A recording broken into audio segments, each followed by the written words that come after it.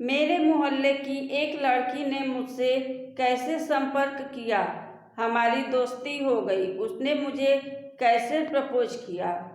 मेरा नाम श्रीनिवास है और मैं सोनीपत हरियाणा में रहता हूँ। मेरी उम्र 21 साल की है। जब मैं पटियाला में पढ़ाई कर रहा था, यह बात उसी समय की है। एक दिन मैं इंस्टाग्राम चला रहा था तो एक मोटिवेशनल पेज के ओनर ने मुझे फॉलो किया और मैसेज भेजा, हेलो श्रीनिवास। हेलो, आप कौन? मैं श्रुति, तुम्हारी जूनियर थी 9वीं और 10वीं में। मुझे याद नहीं आप कौन हैं। उसने फिर मुझे बताया कि वो मुझे कैसे जानती है और अचानक से मुझे याद आया कि ये मेरे एक बेस्ट फ्रेंड के मोहल्ले की लड़की है। मैं श्रुति से सिर्फ एक बार ही मिला था, वो भी स्कूल में वार्षिक उत्सव के दिन। बस तभी से पहली बार श्रुति से मिला था। उससे बात करने पर पता लगा कि वो चंडीगढ़ में पढ़ती है और हॉस्टल में ही रहती है। धीरे धीरे हमारी बातें बढ़ने लगी। कुछ ही दिन में हम बेस्ट फ्रेंड बन गए थे। एक दिन श्रुति का फ़ोन तब आया जब मैं घर जाने की तैयारी कर रहा था। उसने कहा कि घर किस तरफ से होकर जाना है, तो मैंने कहा अम्बाला से सीधी ट्रेन जाती है। मैं 10 बजे अम्बाला पहुंच गया और श्रुति भी 15 मिनट में आ गई। वैसे वो जीन्स टॉप पहनी हुई थी। श्रुति सही में कमाल की लग रही थी। मैंने आते ही सबसे पहले उसकी तारीफ की। आज तो खतरनाक लग रही हो, किसी को मारने का इरादा है क्या? हम दोनों हर टाइप की बातें कर लेते थे, पर उसका जवाब मेरे लिए नया था। तुझे ही मारने का प्लान है?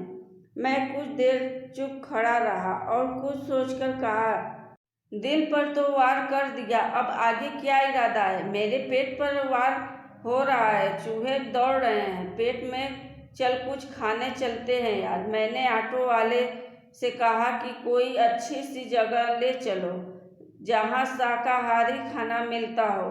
उसने एक रेस्टोरेंट के आगे उतारा और कहा कि सर यहाँ अच्छा है और दाम भी ठीक है, आप इधर आराम से खाना खा लोगे। वहीं उतरकर हम दोनों अंदर आ गए और खाना खाने लगे। खाना खाकर यहाँ वहाँ की बातें करने लगे। तभी हमने समय देखा तो ट्रेन आने में 10 मिनट बाकी थे। हम वहाँ से बिल देकर बाहर निकले और जल्दी ऑटो लिया। जब तक स्टेशन पहुँचे ट्रेन जा चुकी थी। फिर हमने बस से जाने का सोचा। बस अड्डे पर पहुँचे तो 15 मिनट बाद बस आ गई। हम दोनों बस में बैठ गए। श्रुति पता नहीं कब मेरा हाथ अपने हाथ में लेकर कंधे पर सिर रखकर लेट गई। मैंने सोचा कोई बात नहीं, जैसा है चलने दो। श्रुति कुछ देर बाद सो गई और मैंने उसे सोनीपत आने पर ही उठाऊंगा। अचानक नींद में या पता नहीं जानबूझकर उसका हाथ मेरे जांघों पर चला गया। मैंने शक किया पर उसका हाथ हिला ही नहीं, यानी उसने कुछ हरकत नहीं की, ना ही छूने की ना कुछ। तो मैंने सोचा कि नींद में हाथ चला गया होगा, पर मेरे मन को कहाँ चैन आता। आखिर आए भी क्यों? एक तो वो आज वैसे ही इतनी खतरनाक लग रही थी। मैं क्या, मेरी जगह कोई भी होता उसका भी ईमान डोल जाता। सोनीपत पहुंचकर हमने ऑटो लिया। पहले मैंने उसे छोड़ा, फिर जैसे ही वो जाने लगी तो उसने कहा, यार वापसी जाना हो तो छुट्टी खत्म होने से कुछ दिन पहले चलना। हम दोनों और मेरी सहेली तिशा चंडीगढ़ घूमेंगे। मैंने कहा ठीक है। मैं घर पर ज़्यादा फ़ोन नहीं चलाता तो मेरी उससे बात नहीं हो पाई। जाते समय भी हम दोनों बस में ही थे। तब भी श्रुति पहले की तरह ड्रेस पहनी थी। मैंने इस बार उसकी तारीफ नहीं की, बस उसके साथ खड़ा होकर बस का इंतज़ार करने लगा। बस में बैठकर उसने मुझे पूछा, तुम कुछ भूल नहीं रहे? नहीं, मैं सब ले आया। क्यों, क्या भूल रहा हूँ? उसका मुंह गुस्से में लाल होना शुरू हो गया। उसने मुंह फेर लिया और खिड़की से बाहर देखने लगी। बस चल पड़ी और शहर से बाहर आते ही मैंने उसके कान में बोला, एकदम मस्त माल लग रही हो, दिल पर छुरियां चला दी। वो अभी भी खिड़की से बाहर देख रही थी, पर इस बार गुस्सा नहीं कर रही थी, मुस्कुरा रही थी। मैंने फिर थोड़ी देर बाद उसके कान में बोला, सच बताओ, मारियो मत। वो चुप रही तो मैंने बोल ही दिया, अभी अगर बस में कोई ना होता तो शायद हम दोनों कुछ और कर रहे होते, और मेरे हाथ में तेरे इतना कहने पर ही उसने मुझको कोहनी मार दी। मैं फिर आगे कुछ नहीं बोला। फिर श्रुति धीरे धीरे मुस्कुरा रही थी। ये मुझे साफ समझ आ रहा था कि श्रुति भी मस्त होने लगी है। मैंने उससे धीरे से उसके कान में पूछा, वैसे मेरी तारीफ इतनी क्यों मायने रखती है? श्रुति थोड़ा डरती हुई सी बोली, तुमने पिछली बार की थी तो मैंने सोचा कि इस बार भी करोगे तो कोई मायने वगैरह नहीं रखती। हाँ, एक दोस्त के तौर पर मायने रखती हूँ, बस ज़्यादा कुछ नहीं। मैंने कहा, मैंने तो कुछ कहा ही नहीं कि किस तौर पर मायने रखती है। श्रुति थोड़ी सहम गई और बोली, फिर भी मैंने बता दिया, तुम कहीं कुछ गलत ना समझ लो। हम दोनों के बस से उतरते ही उसने मुझे तीसा से मिलवाया, जो बस स्टैंड पर हमारा इंतजार कर रही थी। तीसा भी पूरी कयामत लग रही थी। उसे देखते ही मन किया कि इसे तो अभी गले लगा लूं। उसके प्यारे चेहरे से मैंने नज़र हटाकर उससे हाथ मिलाया। फिर उसने चलने को कहा। हमने उसके रूम पर जाकर सामान रखा और घूमने निकल गए। हम तीनों एक रेस्टोरेंट में जाकर बैठे। वहाँ मैं ऑर्डर देने गया तो वे दोनों बातें करने में लग गई। मैं ऑर्डर करके वापस आने लगा तो तीसा फुसफुसाकर कुछ कह रही थी श्रीनिवास से। श्रुति ने कहा, उस बारे में अभी हमारी बात ही नहीं हुई है। तभी तीसा ने मुझे देख लिया और उसने श्रुति को भी सतर्क कर दिया।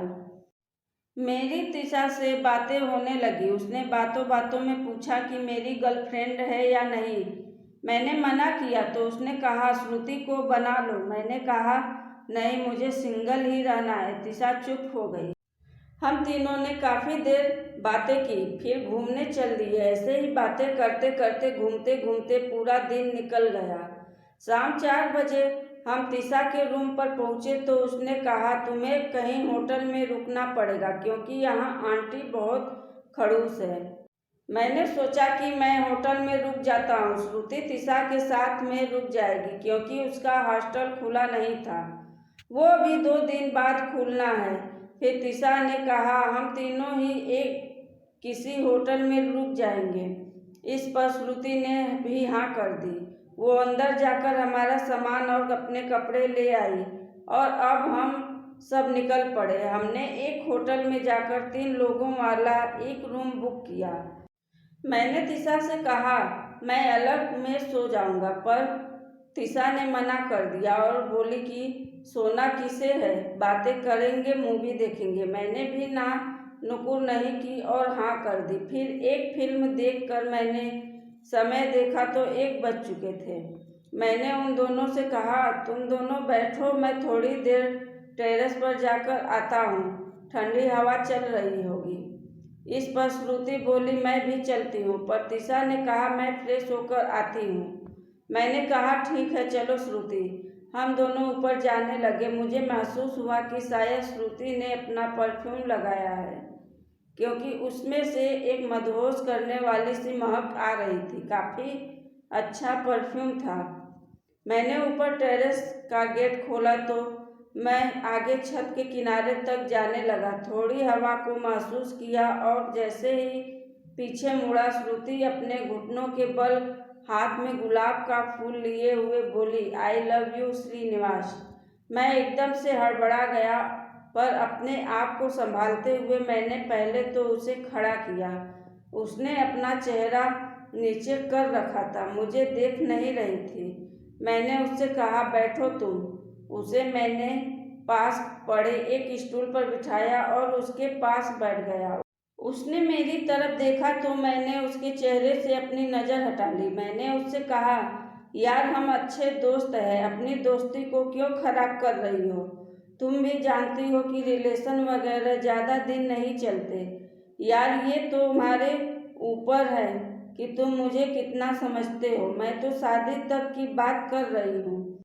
मैंने उससे कहा, यार वही तो पंगा है। मेरे घर वालों को मैं जानता हूँ, वो शादी के लिए नहीं मानेंगे। और पापा को पता लगा तो उनका गुस्सा ऐसा है कि वो मुझे घर से भी निकाल देंगे। मैं मानता हूँ कि मैं अपने माँ बाप का इकलौता हूँ, पर इस बात के लिए वो कभी राजी नहीं होंगे। मैंने बस नीचे देखते हुए इतना सब कुछ बोल दिया था, पर जैसे ही मैंने उसकी तरफ देखा वो रो रही थी। मैंने उसके कंधे पकड़े और उसे हिलाया, चुप कराने की कोशिश की, पर वो चुप नहीं हुई। तो मैंने उससे कहा, श्रुति चुप, प्लीज चुप हो जाओ। फिर भी वो रोती रही। फिर मैंने उसे गले लगा लिया। वो मेरे सीने से लग गई और काफ़ी देर बाद शांत हुई। मैंने उसे अब अपने से अलग किया और देखा तो उसकी आंखों से अभी भी पानी आ रहा था। मैंने उसके चेहरे को दोनों हाथों से पकड़ा और कहा, चुप हो जाओ यार। वो चुप तो नहीं हुई, पर मुझे अचानक न जाने क्या हुआ, मैंने उसके होठों पर एक किस कर दी और उसके हाथ भी मेरे चेहरे पर आ गए थे। मेरे हाथ उसकी कमर पर चले गए। उसकी और मेरी दोनों आंखें बंद होने लगी और उसके बाद क्या हुआ मुझे कुछ याद नहीं। बस मुझे मेरे कंधे पर किसी के हाथ लगाकर हिलाने की बात याद है। मेरी आंखें खुली तो मुझे समझ आया कि पीछे से मेरा कंधा कोई हिला रहा था। तभी आवाज़ समझ आई तो पता लगा कि तीसा कह रही थी कि बस करो तुम दोनों यार, खा जाना है क्या एक दूसरे को। उसकी बात सुनकर हम अलग हुए और मैंने महसूस किया कि ना श्रुति मुझसे नज़रें मिला रही थी और ना मैं उससे मिला पा रहा था। तभी तीसा फिर से बोली, तुम दोनों कितनी देर से किस कर रहे हो, कुछ याद है? कुछ देर बाद श्रुति ने जवाब दिया, अरे यही कोई 15 सेकेंड हुआ होगा। श्रुति सही कह रही थी। तभी तीसा ने कहा, यार ऐसा क्या समझा रहे थे कि मैं आई उसका भी तुम लोगों को पता नहीं लगा? कोई बात नहीं, तुम्हें नहीं पता मगर मुझे सब पता है और मेरे पास सबूत भी रेडी है। मैं नीचे ही देख रहा था कि श्रुति का सबूत वाली बात सुनकर मेरी आंखें फटी सी फटी रह गई। मैंने उसकी तरफ देखा और तभी वो बोली, मैं आई तब तुम किस कर रहे थे। मैंने वीडियो बनाने की सोची और बनाई भी। तुम लोगों ने कोई 15 मिनट तक किस की है। ये देखो मेरे पास वीडियो सबूत है। मैं और श्रुति दोनों एक दूसरे को देखने लगे। हम डरे भी हुए थे और शर्म भी आ रही थी। दोस्तों अब इससे आगे का मज़ा मैं अगले भाग में लिखूंगी। धन्यवाद।